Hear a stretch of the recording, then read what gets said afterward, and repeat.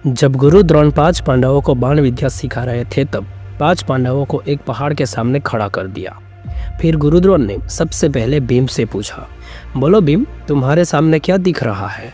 ये लो धनुष और बाण और लगाओ निशान। तब भीम ने कहा, मुझे तो गुरुदेव मेरे सामने पूरा पहाड़ ही दिख रहा है, तो क्या पूरे पहाड़ को ही निशान लगाऊं?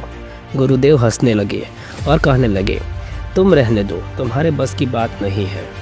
फिर गुरु द्रोण ने सहदेव और नकुल को धनुष और बाण दिया और दोनों से कहा, बोलो सहदेव, तुम्हारे सामने क्या दिख रहा है और लगाओ निशान। सहदेव और नकुल ने कहा, गुरुदेव, यहाँ हमारे सामने तो पहाड़ के ऊपर कई सारे पेड़ दिख रहे हैं, अब इनमें से कहाँ निशान लगाए? गुरु द्रोण ने कहा, तुम भी रहने दो, इतने होशियार योद्धा तुम नहीं बन सकते। अब गुरु द्रोण ने युधिष्ठिर को बाण और धनुष दिया और कहा, बोलो युधिष्ठिर, तुम्हारे सामने क्या दिख रहा है? युधिष्ठिर ने कहा, गुरुदेव, मेरे सामने एक पेड़ दिख रहा है और उस पेड़ की एक डाली दिख रही है, आप आदेश दो, लगाओ निशान। गुरुदेव ने कहा, नहीं युधिष्ठिर, तुम भी रहने दो।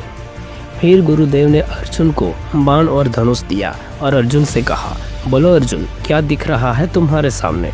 अर्जुन ने कहा, गुरुदेव, एक पेड़ दिख रहा है और उस पेड़ की एक डाली दिख रही है और उस डाली ऊपर एक पक्षी बैठा हुआ है, वो दिख रहा है।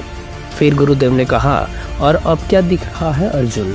अर्जुन ने कहा, अब तो गुरुदेव बस उस पक्षी की आंख दिख रही है। गुरुदेव ने कहा, अब निशान लगाओ उस पक्षी की आंख पे, सांस को रोक दो और चलाओ बाण। और अर्जुन ने उस पक्षी पर बाण चलाया और पक्षी की आंख में निशान लगा दिया। दोस्तों, हम काम तो बहुत सारा करते हैं, लेकिन कितना काम किया ये मायने नहीं रखता। कितना काम आपने फोकस करके किया ये मायने रखता है। कहते हैं जो काम एक दिन में होता है वही काम अगर पूरे कॉन्सेंट्रेशन के साथ करोगे तो उस काम का रिजल्ट अच्छे से अच्छा मिलता है। अगर वीडियो अच्छा लगे तो please like, share and subscribe ज़रूर कीजिएगा।